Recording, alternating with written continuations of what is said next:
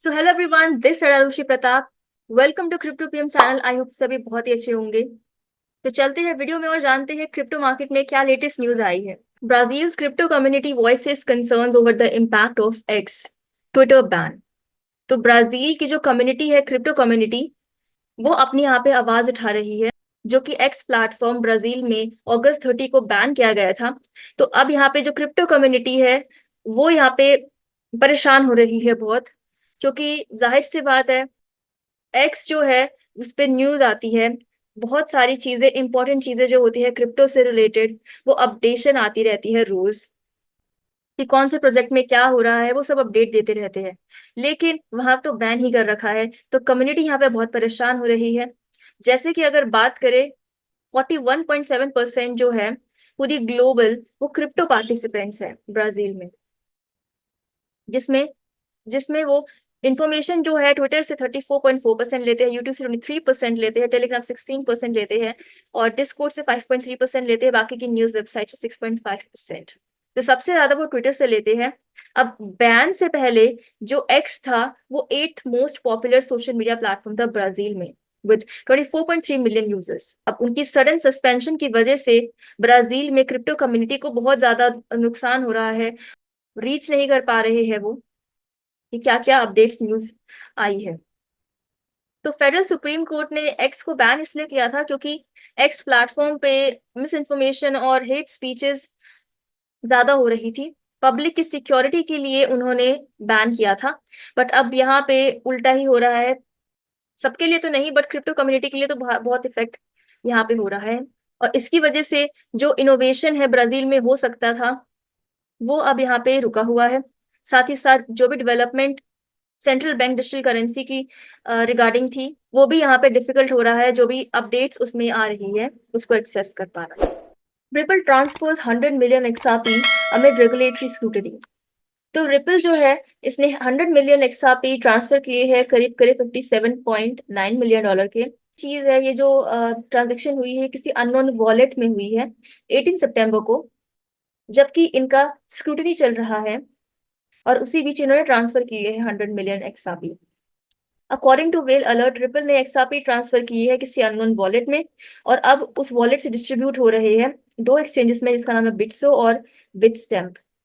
तो यहाँ पे बताया गया है, इनिशियल ट्रांसफर जो था वो 19.957 मिलियन XRP का था, जो किसी अनदर रिपल वॉलेट में मूव किए गए हैं। साथ ही साथ 19.7 मिलियन XRP जो है वो बिट्सो में गए हैं, और स्मॉलर अमाउंट के 2,57,000 XRP बिटस्टैप में गए हैं। तो इनके ट्रांसफर ने यहाँ पे थोड़ा शक पैदा किया है। अब इनके ऊपर अभी रेगुलेटरी स्क्रूटनी चल रही है, तो फिर क्यों ट्रांसफर किए गए हैं। अब कुछ एनालिस्ट का कहना है, जो ट्रांसफर हुआ है वो रिपल का लीगल स्ट्रैटेजी की वजह से है। उनकी कोई स्ट्रैटेजी है जिस वजह से वो यहाँ पे सेल कर रहे हैं, ट्रांसफर कर रहे हैं अपने केस के लिए ही, जो इनका सीसी के साथ चल रहा है। एडिशनली इनकी जो ट्रेडिंग वॉल्यूम है वो 29.93% से बढ़ी है to $1.31 billion over the last 24 hours. तो जो इनका एसईसी के साथ लॉसूट चल रहा है 2020 से, कि एक्सआरपी जो है वो सिक्योरिटी है, वो कमोडिटी नहीं है, अभी तक वो केस खत्म नहीं हुआ है। हालांकि एक्सआरपी कुछ कुछ टाइम जीती भी है, लेकिन केस अभी चल ही रहा है। तो शायद इस केस की वजह से इन्होंने यहाँ पे सेल किया है। Germany shutters 47 exchanges over alleged illegal operations। तो जर्मनी ने 47 क्रिप्टो करेंसी एक्सचेंजेस को बंद कर दिया है। इन पे आरोप ये लगा है कि ये इलीगल एक्टिविटीज में इन्वॉल्व थे, जैसे मनी लॉन्ड्रिंग। जर्मनी की जो पब्लिक प्रोसिक्यूटर है, उन्होंने अनाउंस किया है ये। अभी जो प्लेटफॉर्म्स थे, इन्होंने अनेबल किया हुआ था ट्रेडिंग बोथ ट्रेडिशनल करेंसीज में भी और क्रिप्टो करेंसीज में भी। और जो भी एंटी मनी लॉन्ड्रिंग लॉज है, इन्होंने उसके साथ कंप्लाई नहीं किया था। तो जब इनके बारे में पता चला, फेडरल क्रिमिनल पुलिस ऑफिस और सेंट्रल ऑफिस ने ये बताया है कि इन एक्सचेंजेस पे केवाईसी भी नहीं थी। अब केवाईसी नहीं थी तो इलीसिट एक्टिविटीज यहाँ पे आराम से हो सकती है, क्योंकि पता ही नहीं चलेगा कि कौन क्या कर रहा है जब तक उनका प्रूफ ही नहीं है। तो इस वजह से 47 क्रिप्टो करेंसी एक्सचेंजेस को हटा दिया गया है, शट डाउन कर दिया गया, बैन कर दिया गया है। अब ये जो स्टेप इन्होंने लिया है, ये कॉम्बैट करने के लिए है साइबर क्राइम को। अकॉर्डिंग टू द ऑफिस, ये जो प्लेटफॉर्म्स के क्लाइंट है, इसमें रैंसमवेयर ग्रुप्स इंक्लूड थे, डार्क नेट वेंडर्स भी थे, बॉट नेट ऑपरेटर्स भी थे।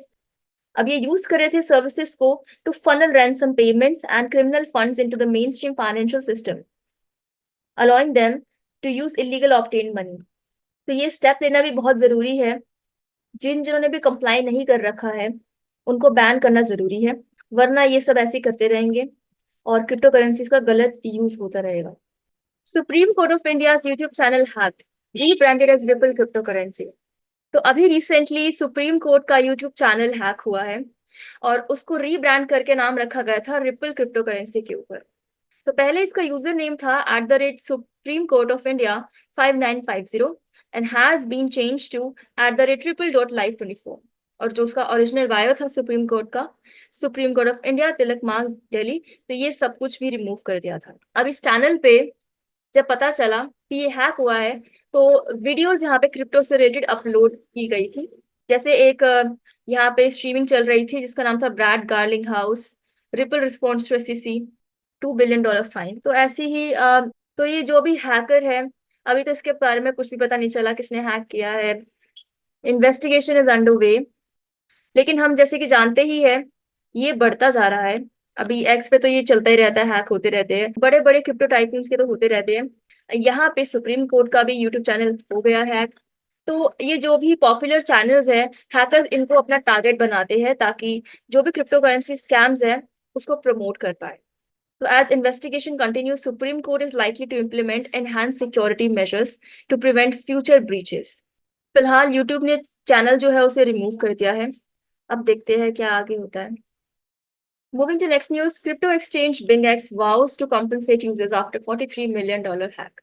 तो क्रिप्टो करेंसी एक्सचेंज BingX जो कि सिंगापुर बेस्ड एक्सचेंज है, वहां पे हमें हैक देखने को मिला है। $43 मिलियन का लॉस हुआ है। अब ये जो ब्रीच हुआ था, ये जो हैक हुआ था, ये इनके हॉट वॉलेट से पाया गया था और जिसकी वजह से क्रिप्टो करेंसीज का यहाँ पे लॉस हुआ है। इसका जो फाउंडर है वो ये बोल रहे हैं कि जितने भी लोगों को यहाँ पे लॉस हुआ है, परेशानी हुई है, उनको कंपनसेट किया जाएगा, उसकी कोई चिंता करने की जरूरत नहीं है। और साथ ही साथ यहाँ पे जो ट्रेडिंग सर्विसेज है वो भी जैसे पहले चल रही थी अभी भी वैसे चलेगी। विड्रॉल यहाँ पे टेम्परेली रोके गए हैं, लेकिन 24 घंटे के अंदर तक ये भी शुरू हो जाएंगे। तो पैक्स शील्ड है जिसने कंफर्म किया था ये हैक के बारे में और बताया था कि यहाँ पे, तो इसने बताया था कि एसेट्स जैसे ईथ, BNB और मैटिक, टेदर, ये सब चोरी हुए हैं। अब यहाँ पे विवियन लिन का कहना है, जो कि चीफ प्रोडक्ट ऑफिसर है, we are working on compensation plan, जो कि अनाउंस किया जाएगा अभी जल्दी ही। और साथ ही साथ बिजनेस ऑपरेशन पे कोई भी इफेक्ट नहीं पड़ने वाला इस हैक से। Moving to next news, MicroStrategy announces massive $460 million Bitcoin buy. तो पिछली न्यूज में मैंने आपको बताया था कि MicroStrategy $700 मिलियन के सीनियर कन्वर्टेबल नोट्स ऑफर कर रही है। अब यहाँ पे थोड़ा सा प्लान चेंज हो गया है क्योंकि डिमांड जो है सप्लाई से बढ़ चुकी है।